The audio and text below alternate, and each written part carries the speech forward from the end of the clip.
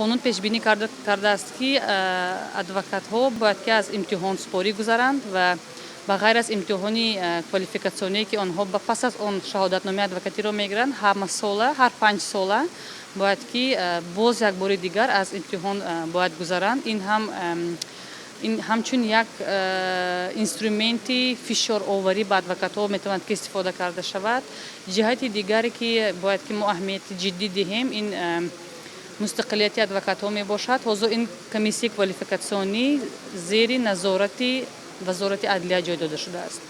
یعنی معنای آن را دارد که وزارت عدلیه که این مقامات اجرایی می باشد یک انستیتوت علاهده جمعیتی را امتحان میگذراند.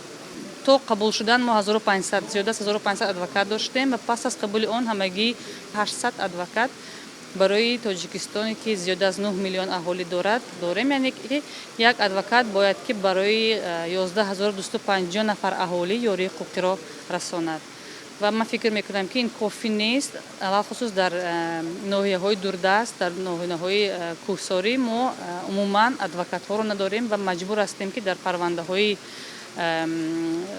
جنایی همکارای خود را ادوکات ها را از شهر به آنجا فرستیم. ادوکات ها عموما خواهش سفرهای دور را کردن ندارند. آنها زیاده است.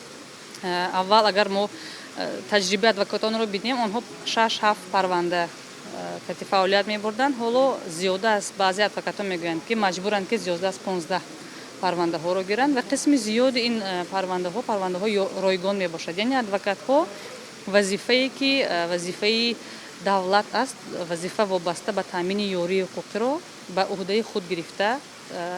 اگر در 23000 یاری حقوقی رسانیده باشند در سال آخر از آن موافق آمار اتحادیه ادوکات ها 19000 آنها رایگان می باشد. یعنی آنها یک وظیفه بزرگی مهم را اجرا می کنند و باید که ما بسیار اهمیت دهیم که این انستیتوت ترقی کند، دستگیری نماییم.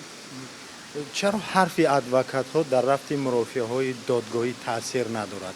البته من راضی نیستم که هیچ نقش ندارند. در بسیاری پرونده ها ادوکات ها نقشه های زیاد دارند، لیکن البته ادوکات ها شکایت میکنند که در پرونده هایی که در جمعیت پرونده های خصوصیت سیاسی داشته میگویند ادوکات ها نقش زیاد چخیلی که میخواستند بازی کرده نمیتوانند و آنها همچون یک شخصی رمزی اشتراک کرده ایستادند و این هم باشد سبب ممکن است که از نامستقلیتی حاکمیت سودی باشد، چون که وقتی که ادوکات ها با سود مستقل فعالیت میکنند و همکاری میکنند البته نقش آنها زیاد دیده میشود.